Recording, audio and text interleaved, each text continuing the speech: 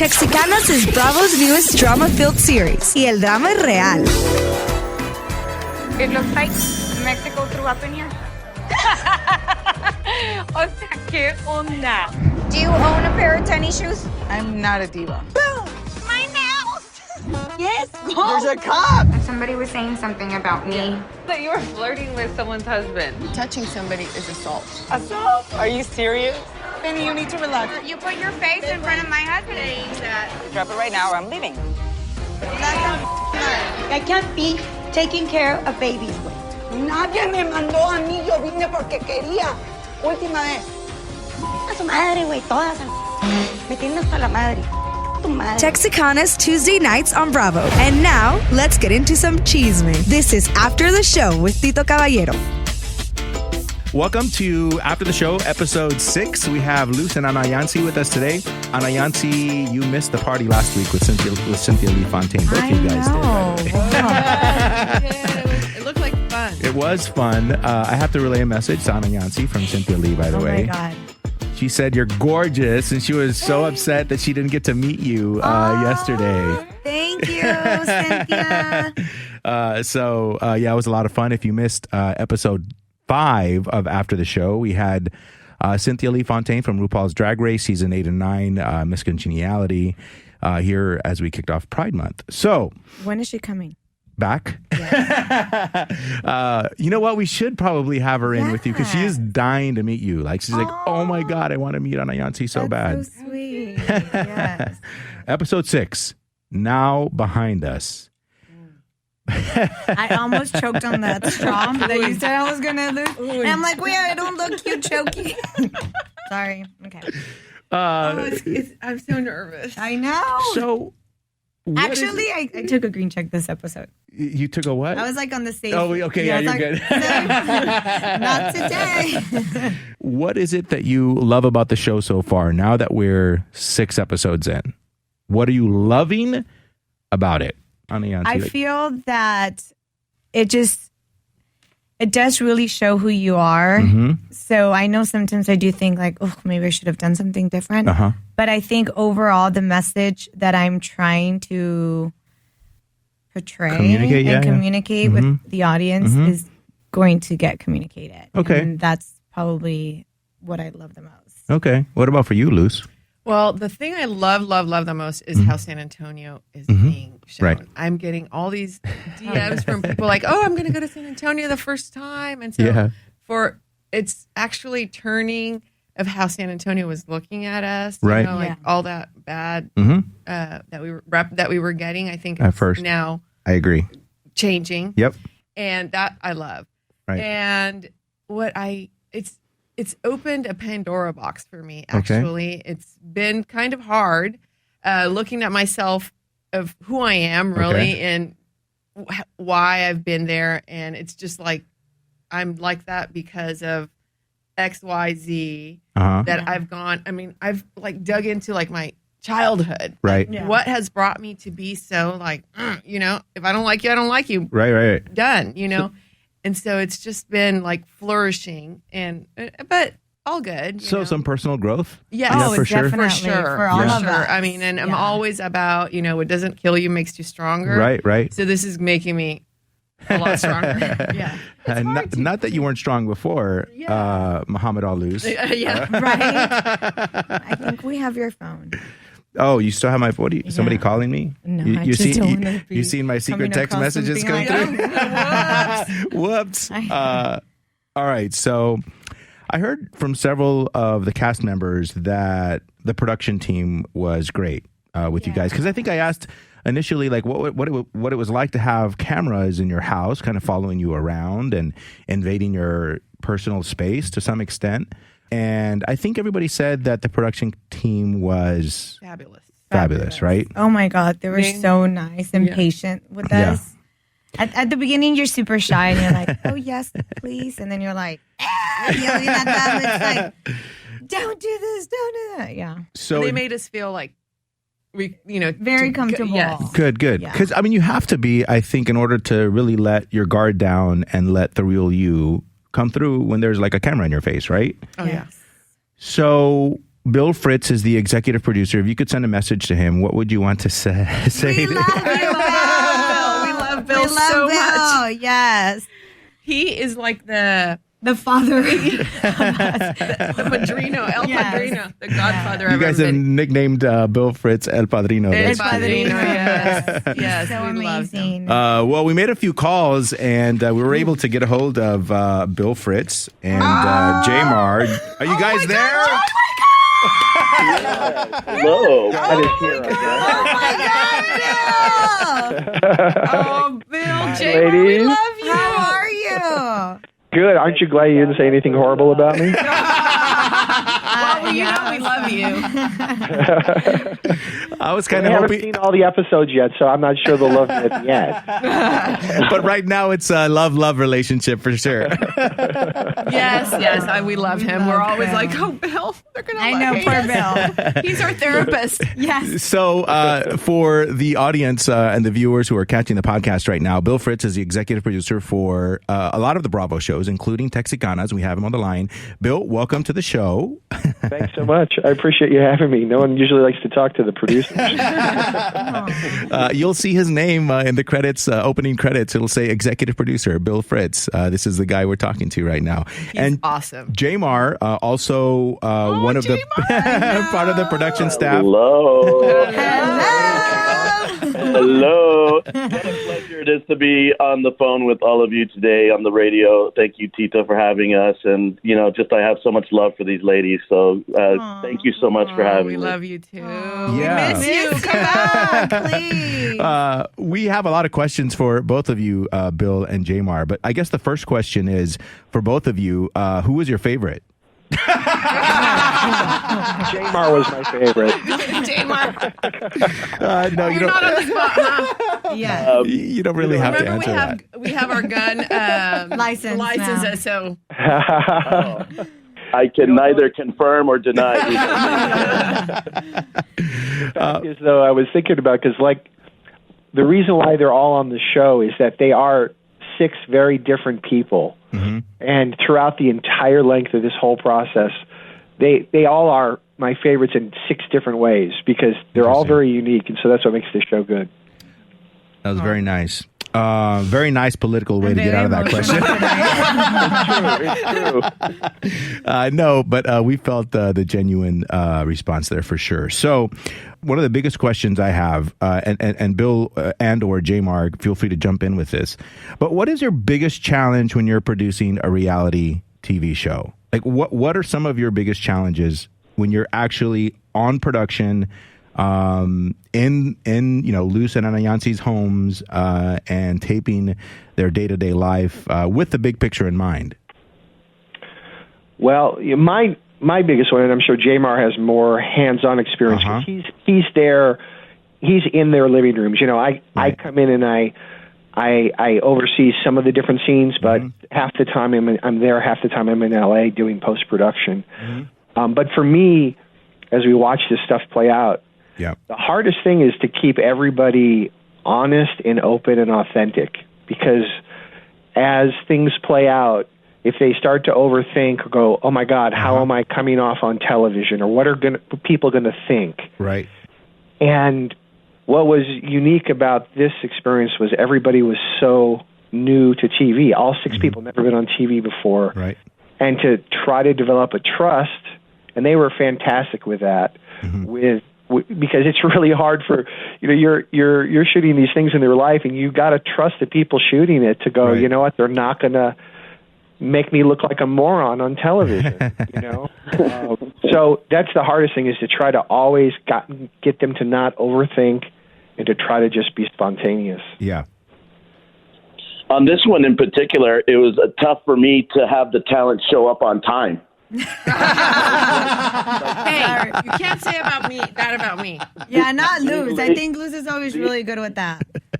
You know what? As a whole, the ladies were always late except for Luz. That's true. But that's Luz Anayancy and who else? There's so many. Oh, and Penny. You guys were pretty good about being on time. But oh my gosh, there were times where I was like, Lorena. Oh my gosh! And I kid, because it's kind of part of our cultural thing to always be late for stuff. But but that kind of was something that I think blended into story a couple times. But that's one of the toughest parts is when you have to because setting up for filming takes time, setting up the cameras, the audio, the lighting, this is all work that takes place before anything can actually start. Right. So once we're ready to set up, it's like, we're kind of, charged to go. And then it's like a start and repeat process where you're hurrying up to wait, a lot. But once you have your elements in place and you're ready to go, then you go. A question that I'm always asked a lot. Oh, is it real? Is reality television real? What you guys doing is real. Right. Yes, it's very real. And it takes that moment for us to set up to make it look beautiful. To have our crew, make sure that we're dialed in not only audio wise but also video wise as well too. And we were led by Emmy award winning DP, our Bruce Reddy, who's fantastic, and I'm glad I could mention him in this radio program because he really made this show look so beautiful. I mean, it's a beautiful looking show. It is, and everything and everything that happens, is all organic, and it's all this drama is very real. So that's why we, as a crew, as a challenge, to go back to your original question, the challenge is, we got to be ready to capture this stuff. Yeah. No, for sure. And, in terms of like people being late, I think that's just like San Antonio. Like it really is. I mean, San Antonio is such a laid back town. And I think that folks are just kind of like, we'll get there. I always like to throw in the traffic, and then there's that app that shows, no, there's no traffic. I'm like, damn it, I'm using the wrong one. I need to pull a different one. So I'm curious what Bill and JMar thought of San Antonio, because I don't know if you guys had spent They thought it was hot. Right? Oh my God, we were sweating. I think we were 100 plus every single day of shooting. Yeah, welcome to San Antonio. So what was some of the charm that you loved about the city? Super friendly. I mean, everybody was really nice. There were only a few places when we approached them who said, "No, we don't want you to shoot here." Right. Those were cartel houses, by the way. Yeah. Or cartel.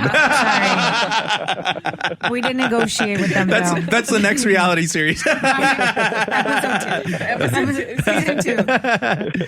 Sorry, but everybody was super accommodating, and I've done a lot of shows for Bravo where, I did OC Housewives, Beverly Hills Housewives, Ladies of London. These are cities where if you shoot in these places, they don't care. Right. They're used to television. It was so refreshing to be there and to have everybody excited about it. So that was very cool. The other big thing I noticed was living in LA. Super multicultural, and which is the great aspect of the city.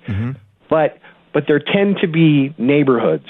There's Koreatown, there's Olivera Street, there's different blocks, kind of thing. San Antonio Mexican culture was just everywhere. It's just woven into the city. You realize it's not anything separate. It is. Right. And from a storytelling standpoint, that was really exciting to do because it was just everywhere. So I love that about it as well. Yeah, there's so much beauty and tradition in San Antonio. It's such a beautiful place. And the food, oh my gosh, I gained like 20 pounds. Oh yeah, everybody came in like super skinny and left like a couple. By the way, I left gordito. The whole the camera adds 10 pounds. Yeah, try like 50. Okay, I've been looking at myself on these after the show YouTube videos. It's like, oh my god. Oh my god, no, I've had to cover my eyes. Even my mom was like, ew. What happened to you? And I was like, Mommy, I was retaining water the whole time. When you asked me about, what I liked so far, and that San Antonio is being portrayed so beautifully. Right. Hopefully, second season, those people that were a little hard for us to will now love it. I think they're turning love it, and will let us film and everywhere we want to. Yeah, and I think they're turning. I think they're turning the corner. I think whatever negativity may have come up early on after the first couple of episodes, or really just after the first episode, I think by the end of the second episode, those folks started to turn the corner and say, hey, this is kind of a cool show, and it shows San Antonio. Say, oh my God, I didn't even know there was like a mariachi mass or San Fernando, the light show and all that. So that's pretty cool. What do, Bill, you and JMar, what do you guys hope viewers get from the show? JMar? Well, I really hope, I love the Mexican-American aspect of the show. Like, there's so many shows on Bravo, and I feel like this is a very important show for Bravo because it is showcasing Mexican-American people, women, families. Right. It's a very real show. There's something about, the telenovelas that a lot of us grew up with for the Spanish culture, where we're like, oh, well, this is a very highly, surreal, fantasized version of, a person who owns, this tequila ranch and, and they're, all rich. And, but this is, a more organic feel. We are watching these ladies in their element and doing their real thing, their real day-to-day, being parents, being single moms, being, in there, just driving the force of themselves. They're really, heroic in my humble opinion.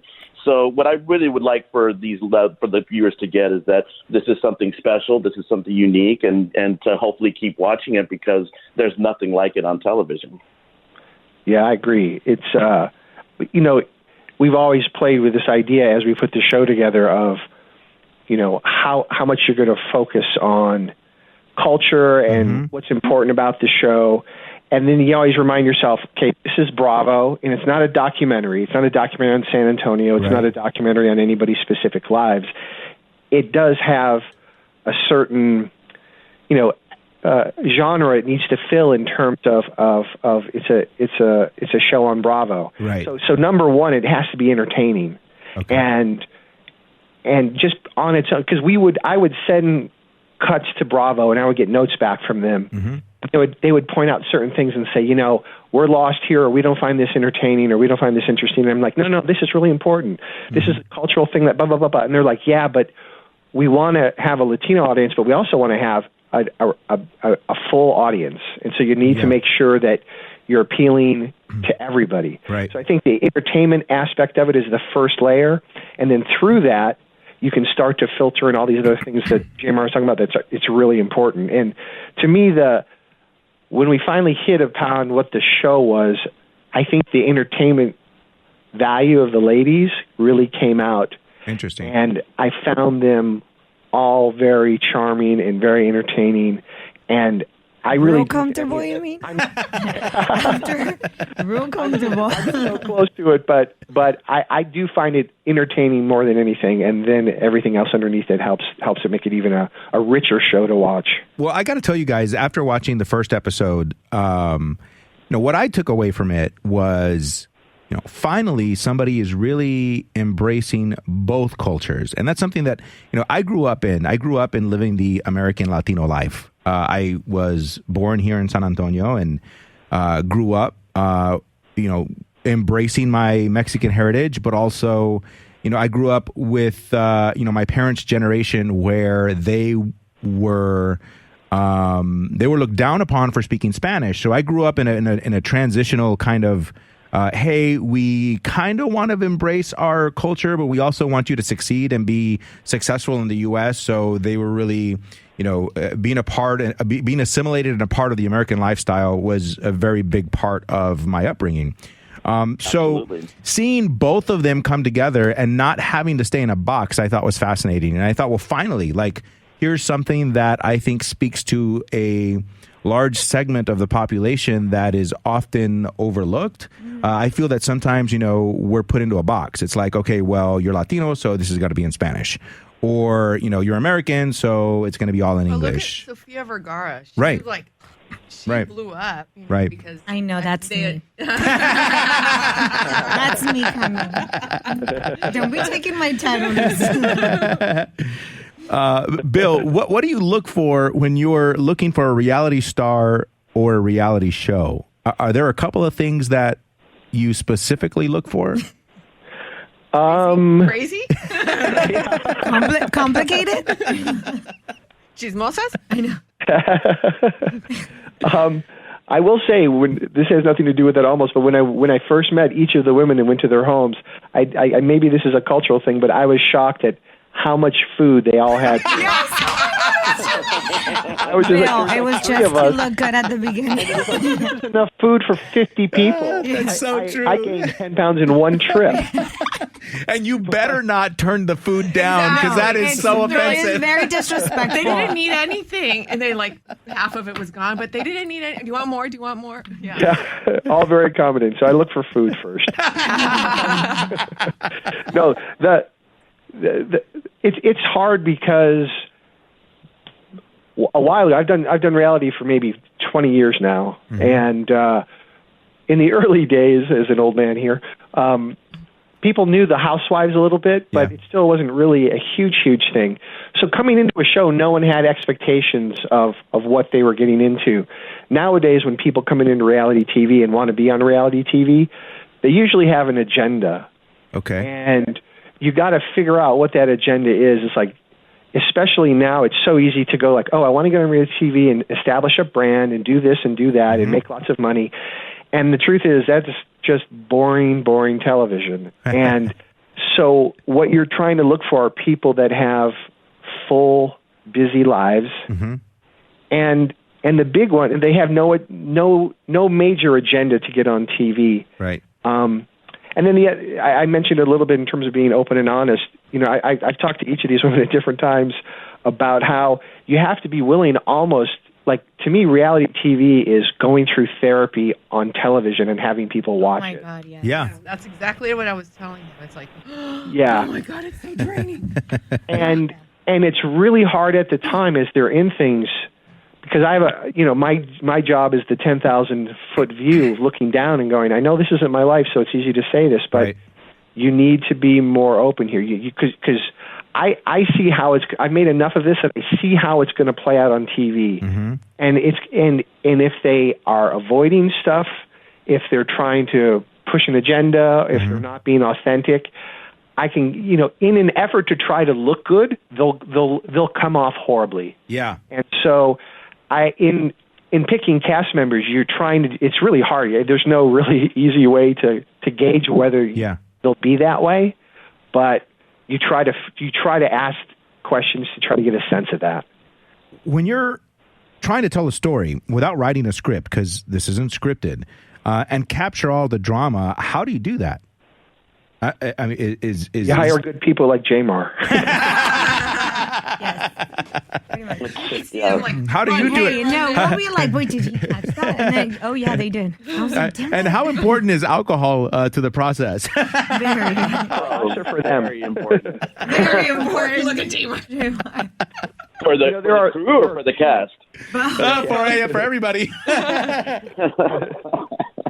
No, the cast are so good. They are not allowed to drink. We would be like, come on. Oh, really? No. Yeah, no, they wouldn't. No, they wouldn't. There are there's kind of two aspects to it in terms of there's production, which JMar is great at, and then there's post, and it's really two different kinds of skills in production. And JMar can talk more about this, but first it helps, especially with a Bravo show, because it's not scripted, it's not even soft scripted. You got to shoot a lot. You got to have a lot of material to go off of. Okay. And so to shoot 10, 12 weeks and have tons of material to be able to have, the material to work with. And then what's great about JMar and the staff was that, the daily production meetings are talking about, and it's the communication between everybody, because there's other producers as well, finding out what's going on, what happened today, what happened yesterday. Oh, is there a tie-in to this? Does this connect to this in any way? So you're looking for where story can go. And is the cast a part of those production meetings, or are they left out of those production meetings? No, they're left out. Okay. No, we do not know. We don't know. No. Did you find those helpful, JMar? I mean, did you have a lot of those kinds of talks? Well, the thing is that, like what you were saying, to speak to your point, Bill, and also to speak to Tito's question as well, too, we do have to, maintain some sort of privacy as to what we are filming, but it's very much a collaborative effort, with the cast as well, too. Like, we have to know what's going on in their lives. So, with Morgan Miller and Jessica Garcia, who are our OEPs as well too, who were both fantastic. Mm-hmm. You know, we would reach out to these ladies and say, well, what's going on in your life? So that way we know if, you know, one of the kids was going to graduate, or if somebody was going to a doctor's appointment, or if there was a big thing happening like an anniversary or a birthday or anything. Right. Like those are ways we collaborate, and we say, okay, this would be a good moment or a good time to film this, and Right. to say, hey, this is how we are going to sculpt the season. And as the story goes along with, as you know, sometimes things are very unpredictable. So we just go with the flow. Right. And, we didn't know what was going to happen at the Bubbles event. We didn't know what was going to happen at any of these tentpole events, the fashion show, but, these things just happen. The Bubbles event. He was like, Saved oh my me. God. JMar's face at the Bubbles event saved me from doing something tragic. Well, it's a but it's a trip, but that's part of the process, Luce. It's like we just go in and we, the challenge, like you said at the top of the interview, we have to be set up to get, it doesn't look beautiful on its own. Right. It's really a process that we have to light it. We have to make sure that the audio is great, and that and that our cameras are on spec, and that everything is synced up, so it's all going to be easy to edit and post. Right. I mean, these are all it's a process for sure. So our jobs are not easy, but they're fun, but that's part of the I love the collaborative process working with the cast, because everyone was so great. All of you guys, Lorena, Anayancy, Carla, Mayra, Luz, Penny, and all your husbands, and Janet, and the kids. Everybody was so welcoming and so open. You made the process much easier for us. And I got to ask you, Bill, because you mentioned in an email that you've done a lot of work for Bravo, and you said that this show in particular had a very special place for you. And I'm just curious, of all the shows, what is it about Texicanas that you feel so passionate about?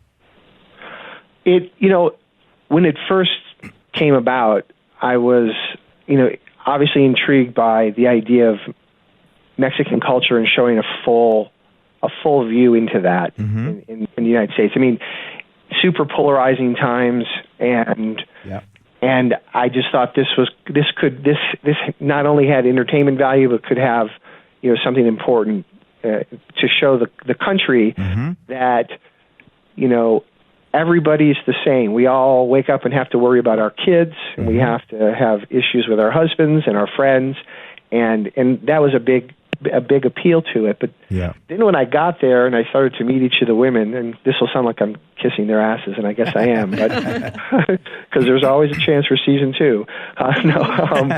But they really were unbelievably open and excited about the process. Most of the shows I come on to, it's a cast that's been around for a long time, and there's a jaded quality to them.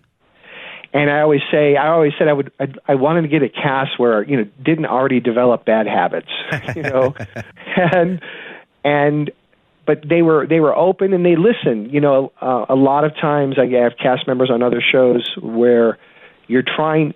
It's hard when all this crap is flying around in the middle of a season and everybody's tired and everybody's stressed, and I come in and say, listen, you have to trust me. You need to think about it this way, you need to approach this honestly, whatever. And a lot of times people get really negative and in their corner, and they don't want to trust you. And most of the time the women, the husbands, everybody, they were terrific. So I came out of the process I had total respect for what they gave on the show, and I wanted to make sure there's a response when I ask them to give, and then it comes to me in post. If I don't deliver on that, they look back at me and they go, you know what, we gave to you, but you didn't do it to us. So there was a really good just a feel with working with them, and I felt really proud when all was said and done of how it came out. So it is, and also creatively, the show.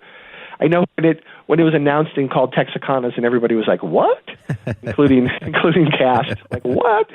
That was probably the hardest thing in the entire show was getting to a name. Yeah. But at one point, there was a possibility that it could have been called Real Housewives of San Antonio. Right. And I know when it aired, people were like, "Oh, why isn't it called Real Housewives of San Antonio?" Yeah.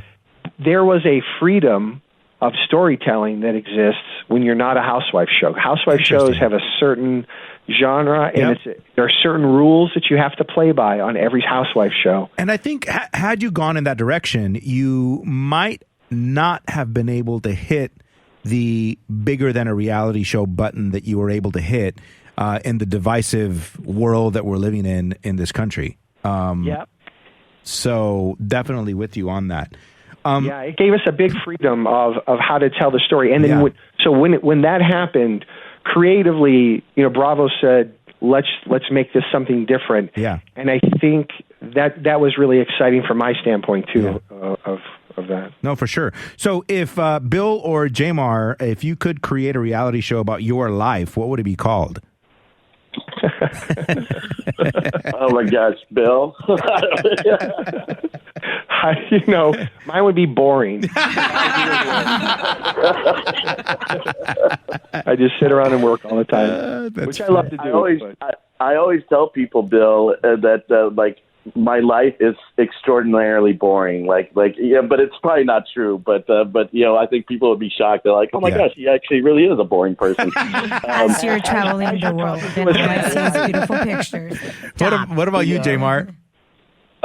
You know what? My show would be called Road Dog. Yes, absolutely. Every time I see his Instagram, he's like here, Morocco, and everywhere. Yeah. It's kind of the fun of my job, actually. Like in my personal life, I'm fairly sedate and I'm mellow, and this is when I have time to recuperate and sort of meditate and able to face the world and do my thing. But yeah, I mean, I travel a lot for work. I'm constantly in different places, so there are a lot of crew people that do this. I'm not the only person that do this. There's producers, audio people, camera people, ACs, everybody who this is their career, and they barely see home. They barely see their loved ones. They barely see their wives or their girlfriends. So yeah, that's kind of a lifestyle. It's just something we fell into, a lot of us. But I give it up to the crews because it's definitely a sacrifice. It's a sacrifice to tell these stories, and then you go on to a show, and luckily for a show like Texicanas, everyone was so welcoming. So it just makes that process that much easier, because then you're like, okay, great. I'm with people who love and respect what I do, and that just makes it all worth it. And and then you see the end, and then you see the end product, and the end product is gorgeous, and you're proud to put your name on it, and then it becomes all worth it. So in episode 6, which is titled Text Mess, I'm just curious, Bill and JMar, have you guys ever been in your own text mess? And we're going to talk about this after we let you guys go. I'm going to ask Anayancy and Luz if they ever got into their own text mess situations. But has that ever happened to either you, Bill, or JMar? Here's the great thing about doing these shows, and I've done years of them, is you sit down every single day and you watch people make mistakes on video. Right. And you learn from that. So no, I have never will I download that app, WhatsApp. So neither one of you have had your own little text mess, huh? Bill's right. It's great learning from the mistakes of others. Yeah. It's kind of cool. I'd certainly make my own mistakes, but yeah, I'm always like, oh my gosh, that happened. Okay, great. That's gonna be good television. Never gonna do that. I know, right? Okay, before I let you guys go, should we start an online petition for season 2 already, or what? Oh, I already have a lot of questions, Bill. So everybody wants to know, when are we going to find out about season 2? I have no idea. In fact, I have a call scheduled to start to talk about it, but I tell them I think the sooner we have an online petition, the better. The number. I haven't sent you ladies the L3s yet. They came in today. I got them, but they were really good. They were the strongest ones of the whole season. And for those of us that don't know what L3 is, what is it? Is that ratings talk? I know, because I had to Google that, Bill. You didn't send us a definition for it. It's like, go grab. I have to Google this one. The ratings that you see online are always the night of. So this is who watched it Tuesday night. Okay. But the most important number is a number they call the L3, which is live plus 3 days. So it counts 3 days of DVR viewing. Got it. That's the number that advertisers use to sell, or the network uses to sell to advertisers. Okay. So that's the most important number, and it always grows because very few people watch live nowadays unless it's a live event. For sure. So our numbers have been growing over the last few weeks. Yeah. So it's a small audience, but it is an important audience to Bravo. Right. And I think the show's strength is beyond the numbers. Yeah. And so for Bravo to get a sense of the passion and the care or the interest in the show, I think is super. I tell them all the time, but I would love an online petition. We're going to start an online petition for season 2, by the way. I know. Everybody's asking. So we'll get on that, right? Hey, Bill and JMar, thank you guys. I know you have more reality TV gold to produce. So we'll let you get back to that, but we really do appreciate you taking the time to talk to us today. We love you guys. Thank you guys. Thank Tito, you very much. Thank you. Yeah, you go first. I'm sorry. Stuff, and I've watched your show. I cannot tell you how much I appreciate you supporting the show like this. It's really nice. So thank you very much. No, thank you guys. I appreciate the work you guys put into it. I really do. We'll have to follow up again soon. Oh, by the way, we are going to have the Sunday brunch with the entire cast at the end of the season with viewers here in San Antonio. So I'll extend the invitation to you guys. If you're free that weekend, we don't have a date for it yet. Feel free to swing by, and brunch is on us. Yay, I'm excited. Love it. I'll only come if you promise it's going to be over 100 degrees. Promise. Deal. All right, guys. Thank you so much. All right.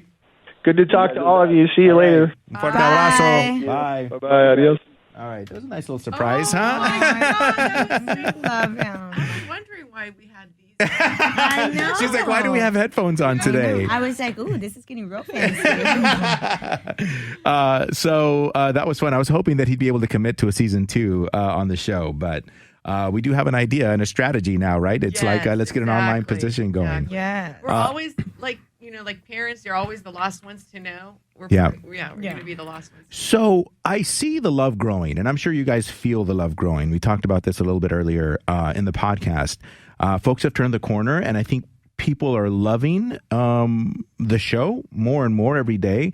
I'm curious, A, how does that make you feel? And B, have any celebrities slid into your DM box?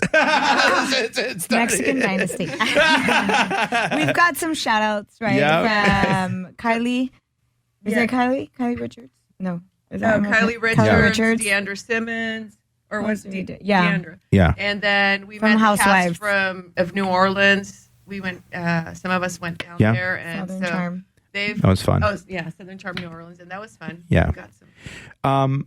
Have you guys ever been in a text mess aside from the one that was in episode 6? Like, have you ever? I've been guilty of it, and it was a potential client who was a real jerk to me, and I thought I was texting my business partner about how much of a jerk he was, but I actually texted him. Client. So, needless to say, I didn't get the business. But it was one of my most embarrassing moments and one of my biggest text messes. Have you guys ever had something similar? Well, I think more. I've gotten people like text me like that, and like really intimate stuff. I'm like, oh, that was for my husband. I'm like, yeah. I don't think I've ever gone. And then another is more like, you say something and then lost in translation. Completely. Like, yeah, I didn't mean that. You know. Yeah. All right. Did you guys think that the moment between Carla and Maida, when they apologized at that moment, did you think it was genuine? Did you feel at first that was genuine, or did you feel that it always had a sense of, okay, they're just, doing what they got to do to move on? See, I think that their relationship, they were friends for a long time. So honestly, I really didn't. I mean, I would have hoped that it was genuine. Because it kind of felt a little like it wasn't very much, like right. we were. I think I was on champagne. Saw cracks in the foundation. Yes. You saw cracks in the foundation. But not, I didn't see it I saw it on the show. Right. Okay, not in the taping. Not in the taping, right? At the taping, but when I saw it on television, I was like, I feel like Carla wanted also to felt say. it, that I her think she face- had. Yeah, it was kind of like. Right.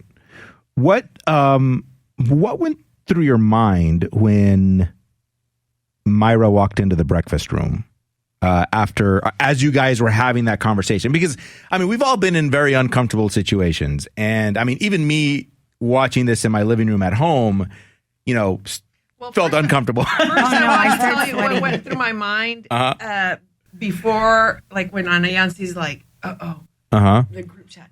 My face, more than being scared of what Myra was going to say, was production just caught us because they told us we couldn't be in a group text 20 million times that we could not have a group text, that we cannot text between each other. Oh, no. Yes. So I was like, damn it. We're fired.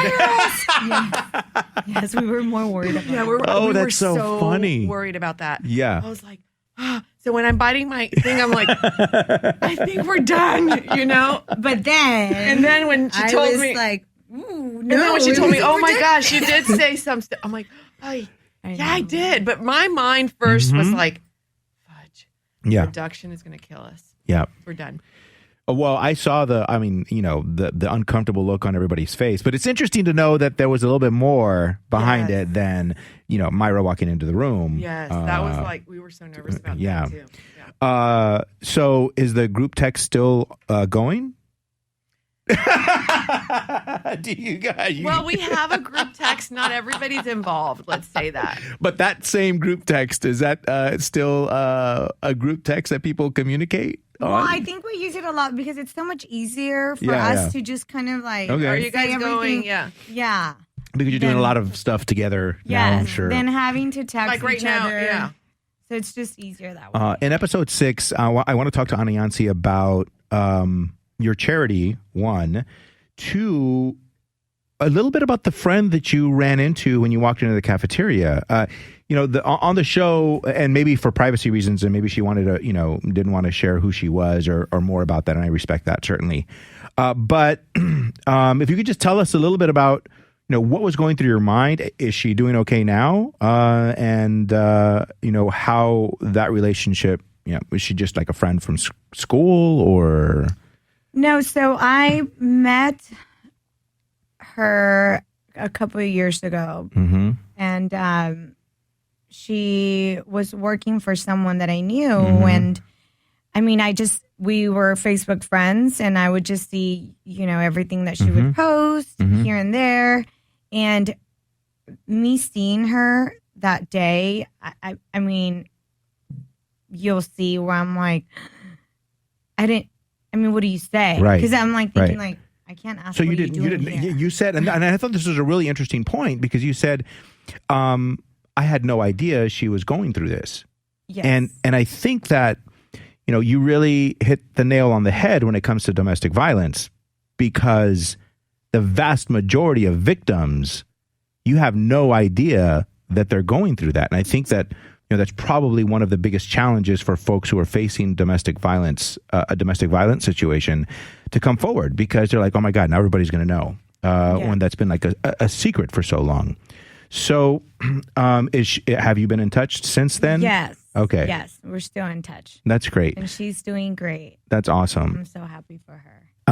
If somebody is dealing with a domestic violence, and I know we laugh a lot and we have a lot of fun, but I think this is a really important issue. And if somebody is going through this here in San Antonio, do you have information on the charity or the women's shelter? It's the Battered Women and Children Shelter of San Antonio. Okay. And you can just log into their website. Perfect. Or you can inbox me and I'll connect you. If folks want to follow you on Instagram, what's your Instagram handle? Anayancy_Nolasco. Okay. I think if they just start typing Anayancy, you're Yes. going to come up, right? And all my selfies. What about Luz? What's your Instagram? Luz Ortiz BXBT. All right. Horseshoe Bay, that looked like a lot of fun. It was. Question, who was navigating the boat?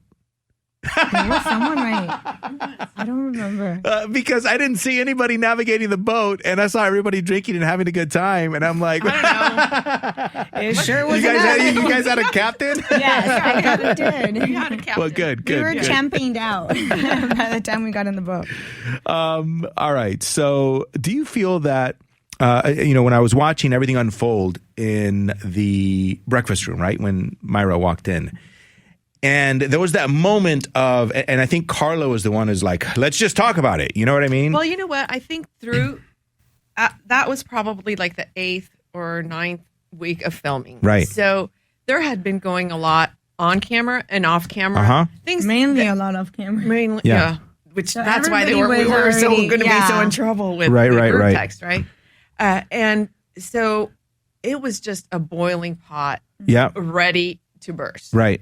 And I think since the beginning, I was very outspoken to my feelings, but a lot of us had been holding a lot of it in, and all you could hear was the opinions. Right. But yet you couldn't really talk about it because you had to be on camera.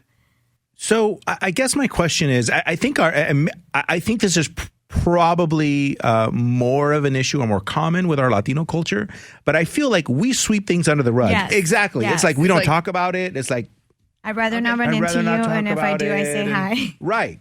So, in retrospect, do you feel that Carla just kind of saying, "Hey, let's all talk about it," was a good thing? And it's like, Janet. Was it Janet? I don't remember who it was. Yes, leave it to the because I remember who was it? Leave it to the American to just go rip the Band-Aid off. Yes. We're like, ooh, Janet. And then everybody else was like, oh well, I guess we're gonna have to talk about this now. Yes, exactly. I gotta have my coffee. That was probably the most awkward brunch I'd ever been a part of for my living room. Oh my God, yes. And wait for next episode. Oh my God. Yes. When it really, I think it ended like that on the 6th episode and just gives you a little bit of what's going on. I was so nervous. I was like, oh my God. Well, I can't wait for the Sunday brunch that we're going to have. I hope we're going to have cameras rolling. Do we have security? Security. So one last question before we wrap up, and this is just something stupid that I caught, and I'm curious if anybody else caught. Well, I guess before I get to that, let me ask both of you this question, and I'll start with Anayancy. Who was the first person to sign the Declaration of Independence? I knew I was going to get asked this. And I was like, damn it. Why did I study? I don't know. We didn't do good in history. Hey, forget. You know what? I feel so much better when I saw that everybody failed. Yes. They all love to make fun of me, but everybody failed. I think I guessed what Penny guessed when that came on. I'm like, Horncock. Yes, John Hancock. Hancock, yes.